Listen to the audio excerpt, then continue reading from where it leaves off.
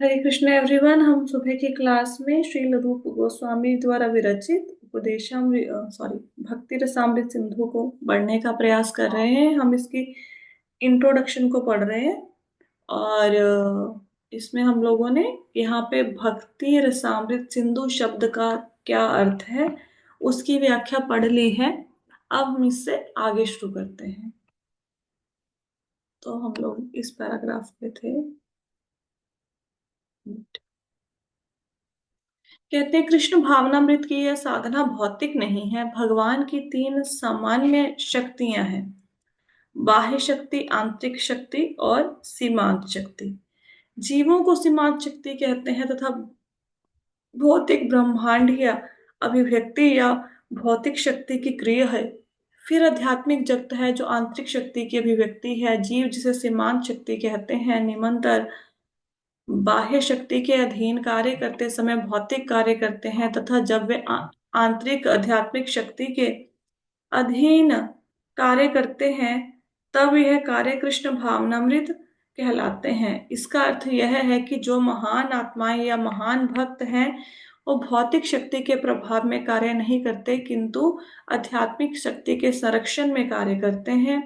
भक्ति सेवा में कृष्ण भावनामृत के लिए किए गए कोई भी कार्य सीधे आध्यात्मिक शक्ति के नियंत्रण में होते हैं।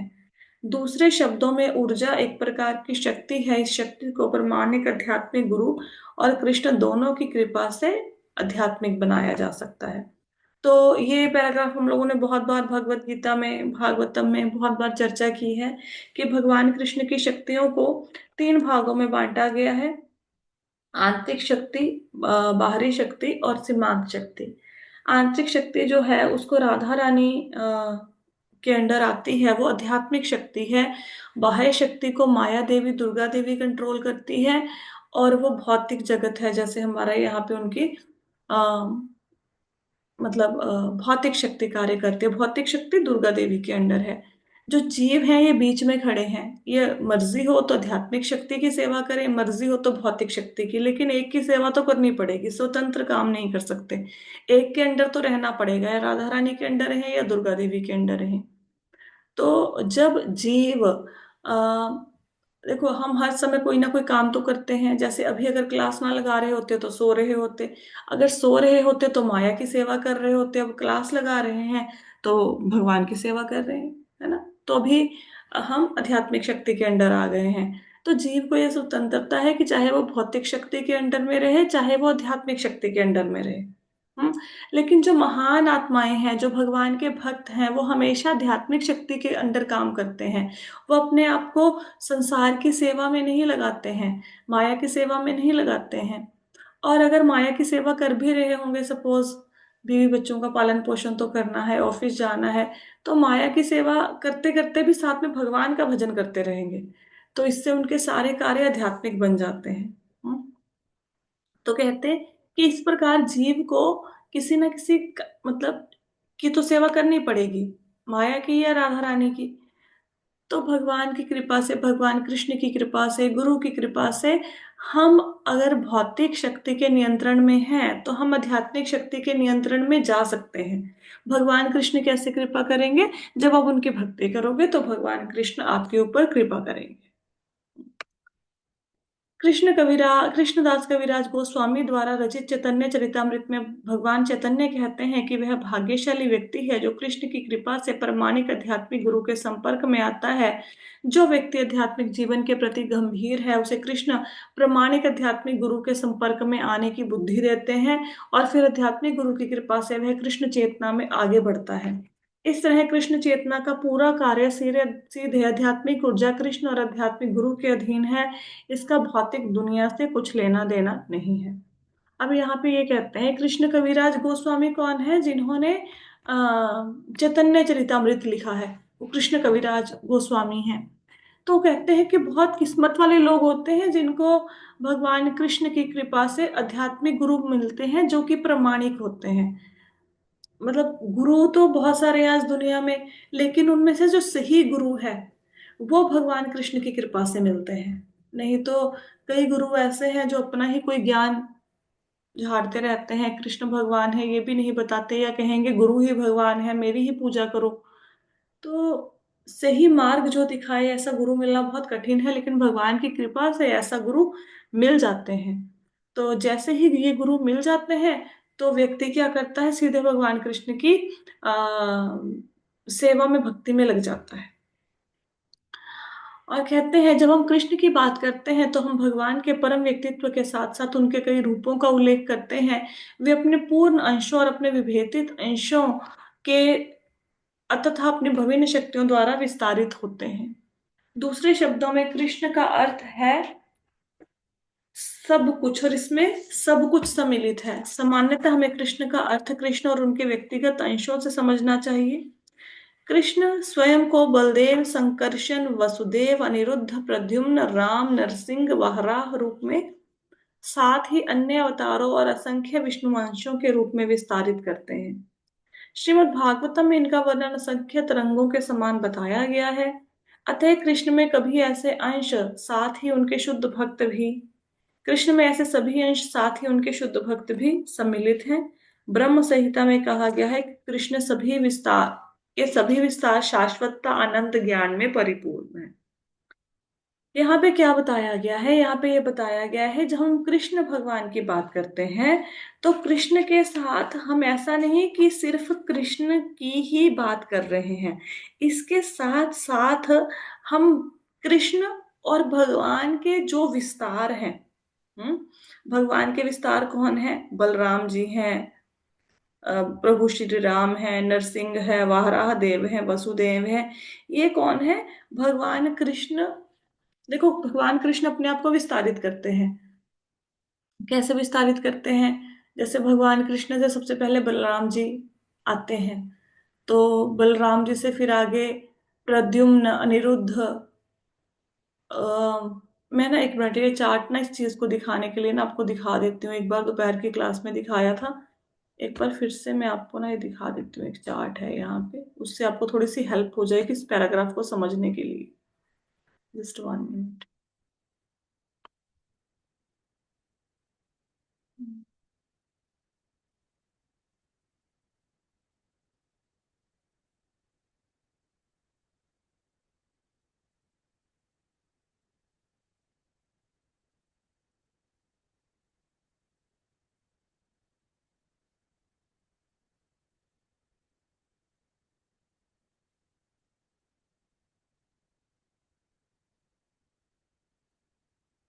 स्लाइड नजर आ रही है सबको, ये स्क्रीन पे? कोई अनम्यूट करके बताएगा जूम में से? हाँ जी, हाँ जी, आ रही है। ठीक है। तो ये आपने पहले, ये मैंने सेव करा हुआ है। हाँ हाँ, मैंने पहले भी बताया था, अब इस पैराग्राफ को समझाने के लिए मैं स्लाइड के थ्रू समझा देती हूँ आपको। ये एक्चुअली थोड़ा सा इस स्लाइड से ना अच्छे से समझ आ जाएगा। तो ये क्या कहते हैं, यहाँ पे इस पैराग्राफ में ये बताया गया है कि जब हम कृष्ण नाम लेते हैं तो हम भगवान, एक कृष्ण नाम में कृष्ण भी सम्मिलित है, और भगवान के जो सारे अंश हैं जैसे वसुदेव, संकर्षण, प्रद्युम्न, अनिरुद्ध, ये सब भी सम्मिलित हैं, ये भगवान के अंश हैं। जब भगवान अपना एक्सपेंशन करते हैं, अपना विस्तार करते हैं, तो सबसे पहले उनसे बलदेव जी प्रकट होते हैं। जो बलदेव जी, आप बलदेव जी तो जानते हो भगवान कृष्ण के भाई हैं, उनसे पहला चतुर्व्यूह बनता है। बलदेव जी से कौन सा चतुर्व्यूह बनता है, बलदेव जी से वसुदेव जी आते हैं, संकर्षण जी आते हैं, प्रद्युम्न और अनिरुद्ध आते हैं। ठीक है। फिर जो इनमें से संकर्षण जी हैं, इन चारों में से इसको ना प्रथम चतुर्व्यूह कहते हैं। भगवान कृष्ण से सबसे पहले कौन सा विस्तार आया, बलदेव जी का। उसके बाद पहला चतुर्व्यूह बनता है बलदेव, संकर वसुदेव, संकर्षण, प्रद्युम्न और अनिरुद्ध का। इनमें से जो संकर्षण जी है वो अपना फिर आगे विस्तार करते हैं। तो संकर्षण जी से सबसे पहले नारायण भगवान आते हैं। फिर नारायण से दूसरा चतुर्व्यूह बनता है जो कि सेम जैसा ऊपर दिखाई दे रहा है वैसा ही होता है, वसुदेव, संकर्षण, प्रद्युम्न और अनिरुद्ध। ठीक है। फिर इसमें जो संकर्षण जी हैं ये आप अपने आप का फिर से आगे विस्तार करते हैं। तो इसमें से क्या महाविष्णु, गर्भोदक्षई विष्णु और क्षीरोदक्षई विष्णु प्रकट होते हैं यहाँ से। ठीक है। मतलब सेकंड चतुर्व्यूह के दर्शन हाँ, ये तीनों आते हैं। कोई कुछ कह रहा था? ठीक है। तो इस प्रकार ये भगवान अपना विस्तार करते हैं। ठीक है। फिर इनसे आगे और भी अवतार आते हैं, जैसे अ, एक मिनट। इसके बाद जो ये जो आपने संकर्षण दिखाई दिए, जो दूसरे चतुर्व्यूह के संकर्षण है वो, और ये सॉरी जो दूसरा चतुर्व्यूह है उसमें वसुदेव, संकर्षण, प्रद्युम्न और अनिरुद्ध जो आए हैं, वो आगे अपने आप का और विस्तार करते हैं। जैसे वसुदेव जी से केशव, नारायण, माधव, अधोक्षज और पुरुषोत्तम आते हैं। संकर्षण जी अपना विस्तार करते हैं गोविंद, विष्णु, मधुसूदन, उपेंद्र, अच्युत के रूप में। प्रद्युम्न विस्तार करते हैं त्रिविक्रम, वामन, श्रीधर, नरसिम्हा, जनार्दन के रूप में। और इन अनिरुद्ध, ऋषिकेश, पद्मनाभ, दामोदर, हरि और कृष्ण के रूप में। तो जो सेकंड चतुर्व्यूह है, इससे आगे और 20 अवतारों में ये अपने आप को विस्तारित करते हैं। ठीक है। फिर इनमें से भी जो भगवान के आगे विस्तार होते हैं, अवतार निकलते हैं, पुरुष अवतार, लीला अवतार, गुण अवतार, मनवंतर अवतार, युग अवतार और सत्यावेश अवतार। ये देखो मैंने बताया था ना कि कार्णोदक्ष विष्णु आते हैं, गर्भोदक्ष और क्षीरोदक्ष विष्णु आते हैं। अब यहाँ से जो ये तो मैंने दिखाया हुआ है, विष्णु दिखाए हुए हैं, ज्यादा डिटेल में तो नहीं चर्चा करेंगे, थोड़ा सा बता देती हूँ। फिर आगे से जो ये भगवान विष्णु है वो अपना विस्तार करते हैं। उनमें से ये अवतार आते हैं, लीला अवतार, गुण अवतार, शक्त्यावेश अवतार, युग अवतार, मनवंतर अवतार। ये सारे अवतार आते हैं भगवान विष्णु से। तो अब ये जो इतने, जब हमने कृष्ण नाम लिया तो कृष्ण नाम में ये सारे भी शामिल हैं। हम सिर्फ भगवान कृष्ण को ही नहीं, उन इसमें सारे ही शामिल है। इसमें उनके भगवान के पूर्णांश भी शामिल है, भगवान का सारा विस्तार भी शामिल है, ये बताया गया है इसमें। ठीक है। आइडली मैंने सब कुछ आपको बहुत डिटेल में पढ़ाया हुआ है पहले, तो अब आपको शायद ये पैराग्राफ समझ आ जाए कि जब हमने कृष्ण का नाम लिया तो कृष्ण नाम में भगवान के सारे आ, स्वांश आ गए। और हम लोग कौन हैं? हम भी भगवान के अंश ही हैं, लेकिन जितने ये जो अंश है, जितने ये शक्तिशाली है, हम वैसे नहीं है, है ना। हम छोटी इकाई हैं, कैसे समझ सकते हो। अब जो भगवान कृष्ण के से भगवान को हम कहते हैं सचिदानंद। सचिदानंद का अर्थ है कि भगवान सत्य चित आनंद से परिपूर्ण है। सत का अर्थ है कि भगवान शाश्वत है। चित्त का अर्थ है भगवान को पूर्ण ज्ञान है। आनंद का अर्थ है भगवान हमेशा आनंद में रहते हैं। तो भगवान के जितने भी अवतार हैं वो भी सच्चिदानंद हैं, शाश्वत हैं। ऐसा नहीं कह सकते कि इससे पहले हम लोग कहें कि गर्भोदक्ष विष्णु थे नहीं। जैसे कोई मतलब किसी को मारने के लिए या कोई पर्टिकुलर कार्य करने के लिए गर्भोदक्ष विष्णु का विस्तार हुआ ना, वो हमेशा से हैं। जैसे नरसिंह भगवान है, वो हमेशा से अपने नरसिंह लोक में विराजमान है। जब प्रहलाद महाराज ने प्रार्थना करी तो वो प्रकट हो गए। वो हमेशा से ही है, ऐसा कोई समय नहीं है जब वो नहीं थे, ये सारे विस्तार। ठीक है। आगे चलते हैं। कहते हैं भक्ति सेवा का अर्थ है कृष्ण भावनामृत संबंधी ऐसे कार्य करना जो परम भगवान कृष्ण की दिव्य प्रसन्नता के अनुकूल हो, तथा जो कार्य भगवान की दिव्य कृपा के अनुकूल ना हो उन्हें भक्ति सेवा के रूप में स्वीकार नहीं किया जा सकता। उदाहरण के लिए रावण, कंस और हिरण्यकश्यप जैसे महान राक्षस हमेशा कृष्ण के बारे में सोचते थे लेकिन उन्हें अपना शत्रु मानते थे। इस प्रकार की सोच को भक्ति या कृष्ण भावनामृत के रूप में स्वीकार नहीं किया जा सकता। यहाँ पे क्या बताया गया? यहाँ पे ये बताया गया है कि अगर कोई व्यक्ति भगवान से शत्रु का भी मोल लेगा तो भी उसका ऐसा नहीं है कि उसको मुक्ति नहीं मिलेगी, उसको भी मुक्ति मिल जाएगी। जैसे कंस को मिली, हिरण्यकश्यप को मिली, रावण को मिली। वो भगवान के मित्र नहीं थे, वो भगवान की भक्ति नहीं करते थे, वो भगवान से दुश्मनी करते थे, तो उनको भी मुक्ति मिली। लेकिन इसका मतलब ये नहीं है कि हम भगवान से द्वेष रखें ना। हमने द्वेष रख के भक्ति नहीं करना। अनुकूल का अर्थ है ऐसी सेवा करो जो भगवान कृष्ण को प्रसन्न हो, तो प्रसन्न कर सके। तो भगवान को क्या प्रसन्न करेगा अगर हम उनकी भक्ति करते हैं, है ना। उनको मित्र की भांति देखते हैं, शत्रु की भांति नहीं देखते। तो हमने रावण, कंस, हिरण्यकश्यप जैसे राक्षसों को उदाहरण को जीवन में स्थापित नहीं करना कि उनको मुक्ति मिल गई, हम दुश्मनी करेंगे, हमको भी मिल जाएगी ना। हमने भगवान की भक्त के रूप में सेवा करनी है, अनुकूल भक्ति जिसे कहते हैं। निराकारवादी कभी कभी भक्ति सेवा को इस तरह गलत समझते हैं और कृष्ण की उनकी सामग्री और लीलाओं से अलग कर देते हैं। उदाहरण के लिए भगवत गीता कुरुक्षेत्र के युद्ध क्षेत्र में कही गई है। और निराकारवादी कहते हैं कि यद्यपि कृष्ण रुचिकर हैं और कुरुक्षेत्र का युद्ध क्षेत्र रुचिकर नहीं है।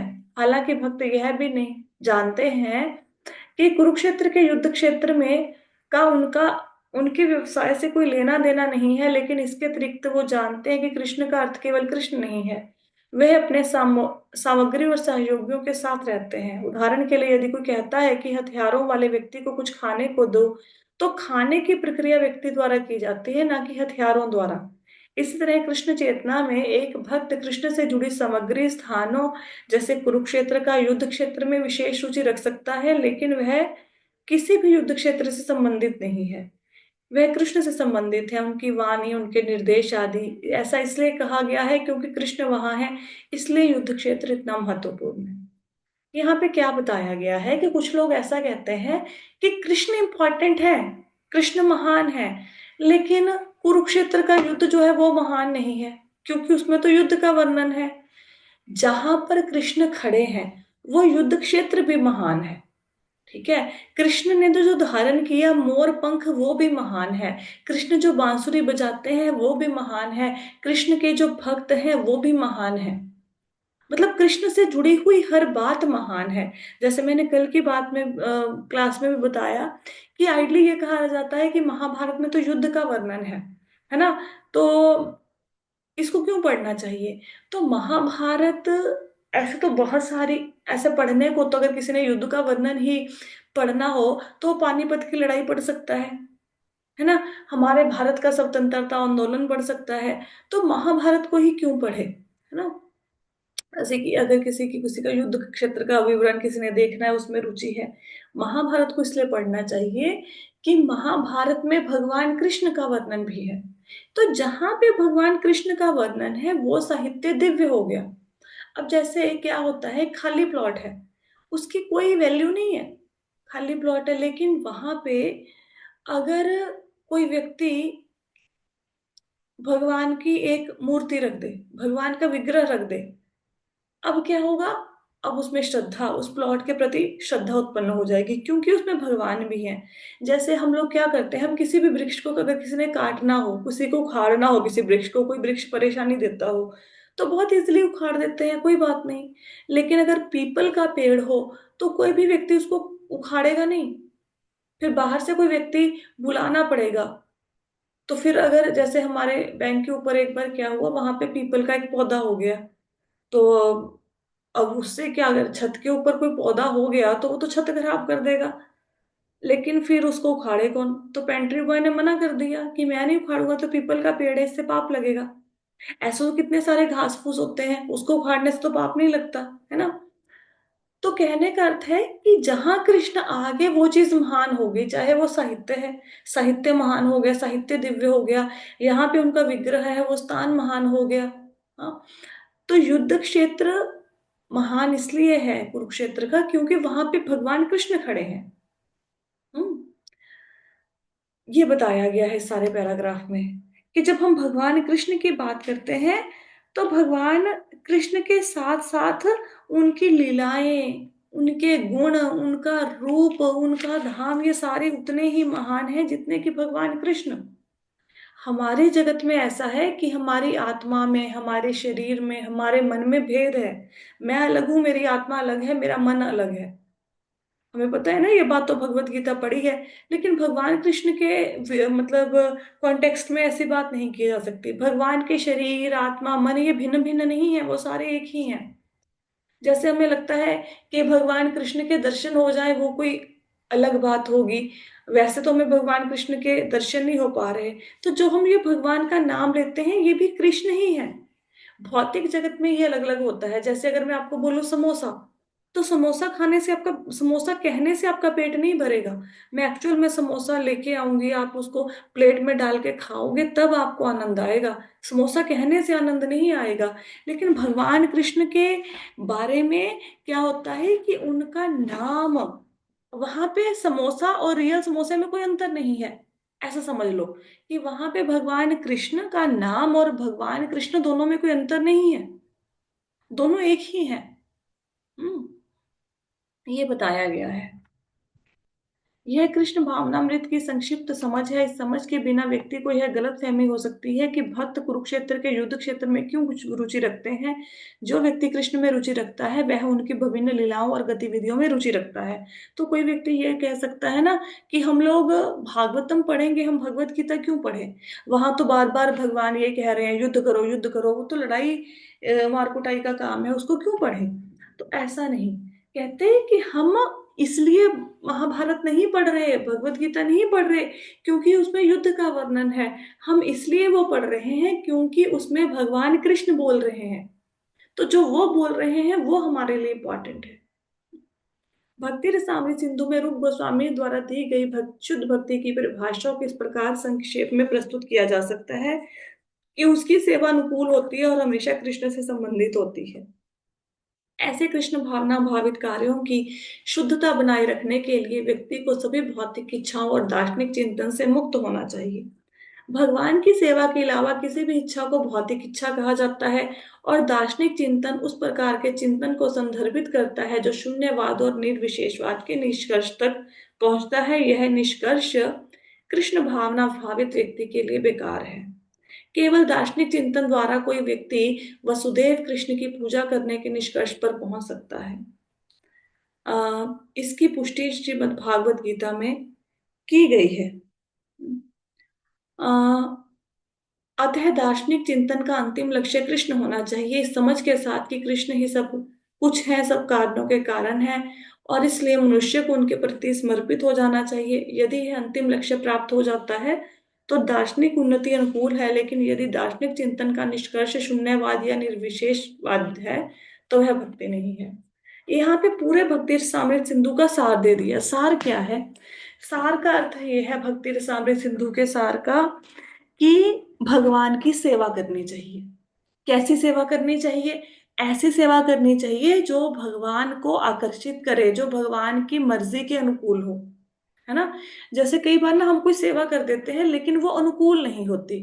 एक बार क्या हुआ, काफी जैसे 50-60 लोगों का बहुत बड़ा ग्रुप जा रहा था आ, किसी तीर्थ यात्रा पे। तो वहां पे एक माता जी थे, फॉरनर माता जी थे। तो उन्होंने क्या किया, उनके पास छोटा बच्चा भी था। उन्होंने देखा कि भक्तों ने अपनी जो जूते थे वो एक जगह पे उतार दिए, चप्पल वगैरह। तो सब भक्त फिर वहां पे जो भी कीर्तन कथा करनी थी वो सुनने में लग गए। तो जिन माता जी का छोटा बालक था उन्होंने बालक को भी संभाला, साथ साथ क्या किया, उन्होंने सबके जूते चप्पल लाइन से एक अलग जगह पे, जैसे मैंने जूते सपोज राइट में उतारे हैं तो ऐसे लेफ्ट में, जहां पे भी उनको जगह सही लगी वहां पे ले जाके सबके जूते एक लाइन में लगा दिए। ठीक है। अब हमें क्या लगता है कि माता जी ने सही काम किया कि गलत काम किया? क्या लगता है? बताओ, कोई व्यक्ति? नहीं पता? अगर किसी के जूतों को ऐसे रख दिया है सही ढंग से लाइन में तो ये सही है कि गलत है?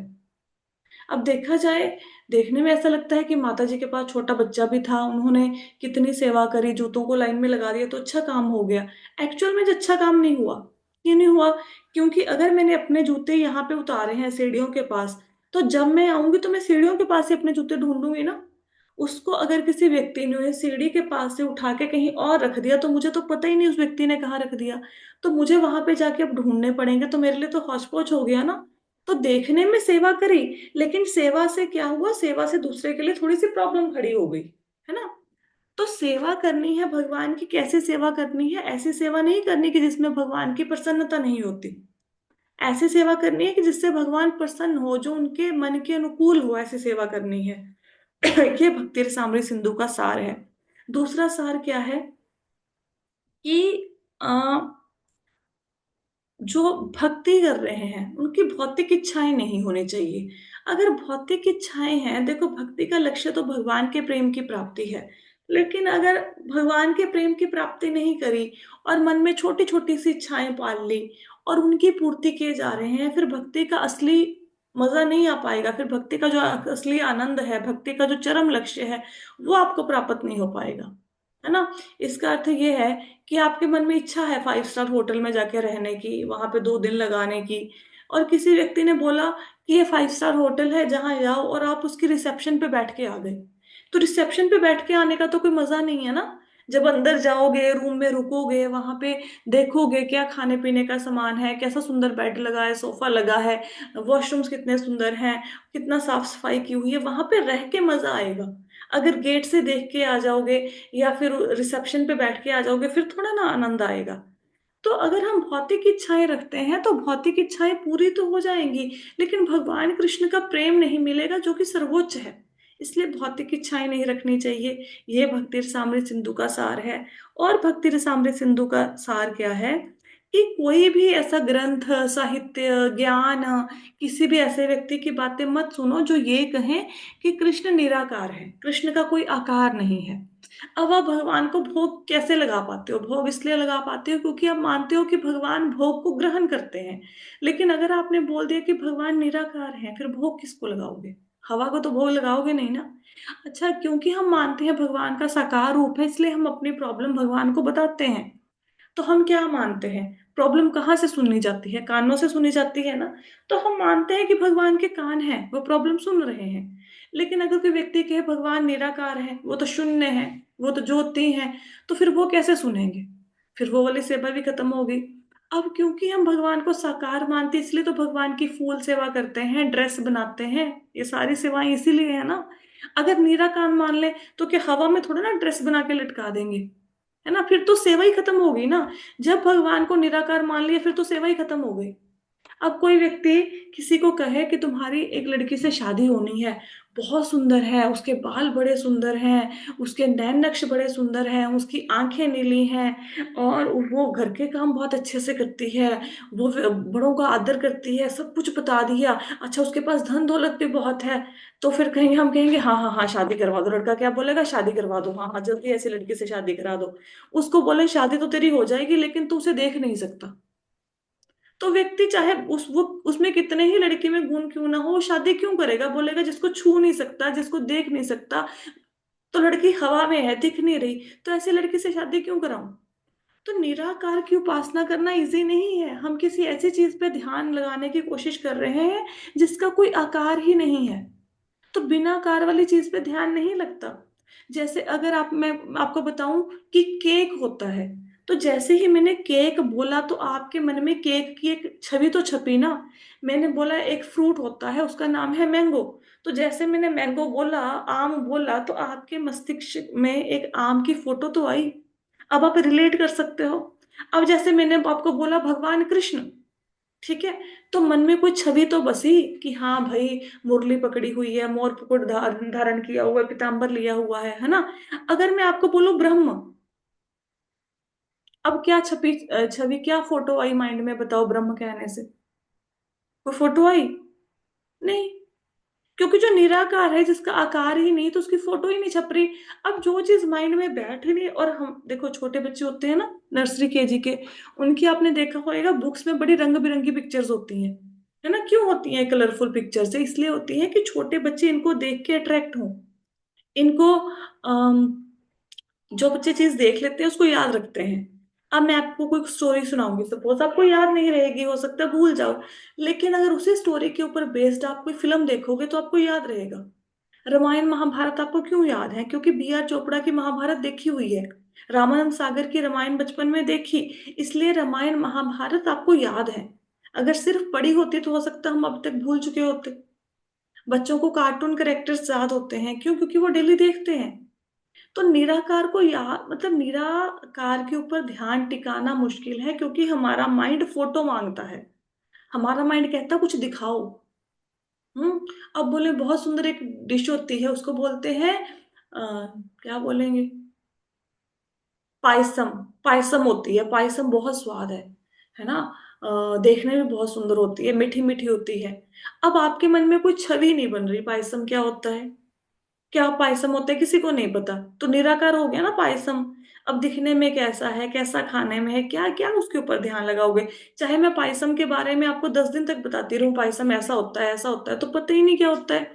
अच्छा, अगर मैं आपको बोलूं खीर, अब पता लग गया, अच्छा अब एक्चुअल में पायसम खीर ही होती है। ठीक है। तो अब मैं बोलूं खीर, तो आपको पता लग गया, खीर बोलते ही खीर का गुण प्रकट हो गया, क्या खीर मीठी होती है। खीर का रंग प्रकट हो गया कि खीर वाइट कलर की होती है ना। खीर की खुशबू प्रकट हो गई कि खीर का अरोमा कैसे होता है ना। तो खीर शब्द कहते ही खीर के गुण प्रकट हो गए।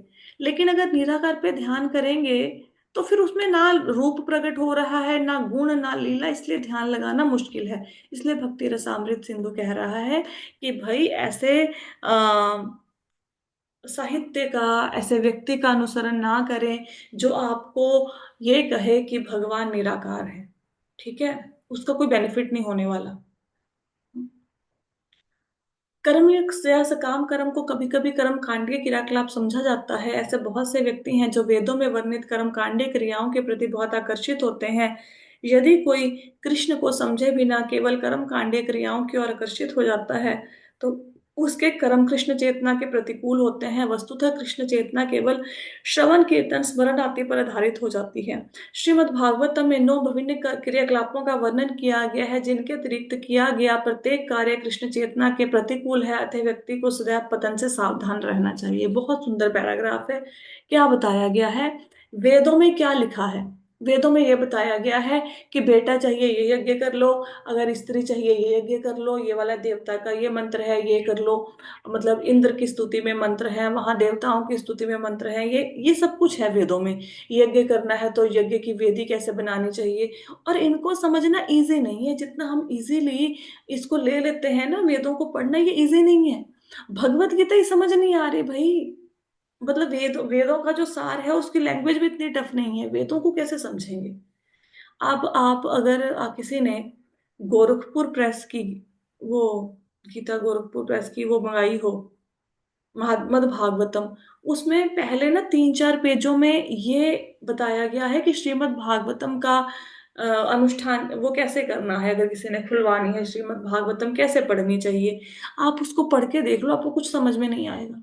समझ में ही नहीं आ रहा।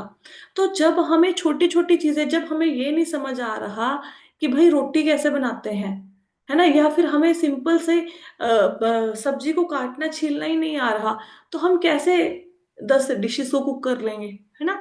तो उन चीजों को समझने के लिए जितनी बुद्धि की आवश्यकता है उतनी हमारे पास है नहीं। ऊपर से हमारे पास उतनी स्मरण शक्ति भी नहीं है, ना बुद्धि है ना स्मरण शक्ति है। और अगर कोई कृष्ण, अब वेदों का सार क्या है, वेदों का सार है भगवान कृष्ण की प्राप्ति। अगर किसी ने वेदों के सार को नहीं पकड़ा, है ना, तो वेदों को सार को पकड़े बिना वेदों को पकड़ लिया और पढ़ना शुरू कर दिया, तो उसको क्या होगा, उसको वो कर्म कांड के प्रति ज्यादा आकर्षित हो जाएगा।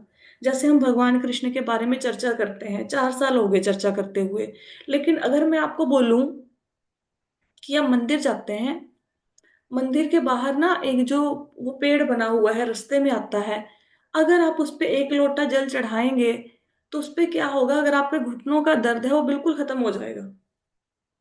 तो क्या होगा, मन में क्या विचार आएगा। चाहे भगवान कृष्ण की भक्ति कर रहे हैं हम, पता क्या सोचेंगे, जब घुटनों में बहुत ज्यादा पेन हो रहा है, आपके घुटनों का दर्द, आप मंदिर जाते हो ठीक नहीं हो रहा, तो एक ना एक दिन आप क्या करेंगे, 1 लोटा लेंगे और वहां पे चढ़ा आएंगे कि चलो यही करके देख लेते हैं, हो सकता है यहीं से हमें दर्द ठीक हो जाए, है ना। इसीलिए तो कहते हैं हम लोग, क्यों कहते हैं कि भाई ऐसे किसी के अगेंस्ट नहीं है, किसी धर्म के अगेंस्ट ऐसा बिल्कुल भी नहीं है। लेकिन अगर किसी व्यक्ति ने रसगुल्ले को चख लिया, उसने सर्वोच्च को चख लिया, सबसे स्वादिष्ट वस्तु को चख लिया, तो जब छोटी छोटी वस्तुएं हैं उसमें उसको आनंद नहीं आएगा। लेकिन अगर वो रसगुल्ले तक पहुंचा ही नहीं, जैसे सपोज करो एक कमरा है, उस कमरे के 2-3 दरवाजे हैं, तो एक व्यक्ति ने कभी मीठा ही नहीं खाया, तो वो पहले कमरे में गया, उसको चीनी मिल गई, अब उसको चीनी बड़ी स्वादिष्ट लग रही है, वो चीनी में ही मजा ले लेके खाए जा रहा है। अगले कमरे में गया, उसको गुड़ मिल गया, उसको गुड़ ही बड़ा मजेदार लग रहा है, वो गुड़ को ही खाना शुरू कर दिया उसने।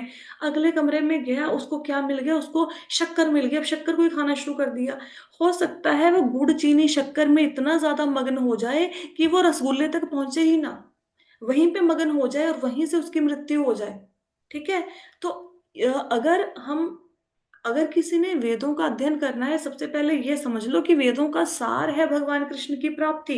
अगर किसी ने वेदों को पढ़ के कृष्ण को नहीं समझा, या ये नहीं समझा कि वेदों का सार भगवान कृष्ण की भक्ति है, फिर चाहे चारों वेद पढ़ भी लिए, उसको बेनिफिट नहीं होने वाला। फिर बस बाहर बाहर से देख के आ जाएगा। जैसे लोग चांद पे जाते हैं ना, चांद के अंदर जाके चांद को तो देख ही नहीं पाते। अगर चांद के अंदर जाए तो देखे चांद, वहां पे सोम राजा बैठे हैं, उनकी 27 पत्नियां बैठी हैं साथ में, हैं। और चांद लोक में कितनी कितनी आयु है लोगों की, और कितने कितने भोग हैं, फिर तो वो देखें। वो बाहर से देख के आ जाते हैं, चांद दिख रहा है, बस ये मिट्टी है, ये है, वो है। अंदर तो प्रवेश कर ही नहीं ना सकते, वो तो भक्ति नहीं करी। भक्ति, सॉरी, चांद की पूजा नहीं करी। पूजा करेंगे तभी अंदर एंटर करेंगे ना, वो भी मरने के बाद, जीते जी तो नहीं कर सकते एंटर। तो कहते हैं कि कर्म और सकाम कर्म को भी कर्म कांड समझा जाता है, कि काम किया, बदले में फल की इच्छा की। या वेदों में जो जो लिखा है कि ये चीज को करने से आपको इस चीज की प्राप्ति हो जाएगी, इस यज्ञ को करने से धन की प्राप्ति हो जाएगी, अगर ऐसा किया किसी ने सकाम कर्म में या कर्म कांडों में लिप्त हो गया, तो फिर उसी में उलझ के रह जाएगा, भगवान कृष्ण के पास नहीं पहुंच पाएगा। इसके लिए हमें क्या करना चाहिए? इसके लिए कहते हैं कि भक्ति में जैसे नवदा भक्ति होती है ना, श्रवणम कीर्तनम विष्णु स्मरणम पाद सेवनम अर्चनम वंद्यम वंदनम दास्यम साख्यम आत्मनिवेदनम। तो नवदा भक्ति के जो 9 स्टेप्स हैं, उनसे अलावा कोई कुछ करता है, श्रवण करना, भगवान के स्मरण करना, भगवान का कीर्तन करना, भगवान की पूजा करनी, वंदना करनी, साख्य भाव में पूजा करनी, दास्य भाव में पूजा करनी, भगवान के शरणागत होना, अगर ये सब के सिवाय कोई व्यक्ति कुछ कर रहा है तो वो भक्ति नहीं है। ये 9 नवदा भक्ति का वर्णन मद् भागवत में किया गया है। इनमें से कुछ कर रहे हो तो वो भक्ति है, भगवान कृष्ण के अनुकूल। अभी जैसे मैंने थोड़ी देर पहले लेक्चर में बताया कि वो सेवा करो जो भगवान को अच्छी लगे। तो हम बोलेंगे हमें क्या पता कि भगवान को क्या अच्छा लगता है, तो भगवान को नवदा भक्ति पसंद है, तो उसमें कुछ करो। उसके सिवाय जो कर रहे हो, फिर वो भक्ति नहीं की जा सकती, वो भगवान की मर्जी के अनुकूल नहीं है। ठीक है। तो 2 पैराग्राफ और रह गए इंट्रोडक्शन के, ये कल तक हम लोग कंप्लीट कर लेंगे। तो आज की क्लास में किसी का कोई प्रश्न है? नहीं? ठीक है, कल हमारा इंट्रोडक्शन अप्रोक्सीमेटली कंप्लीट हो जाए। हरे कृष्णा।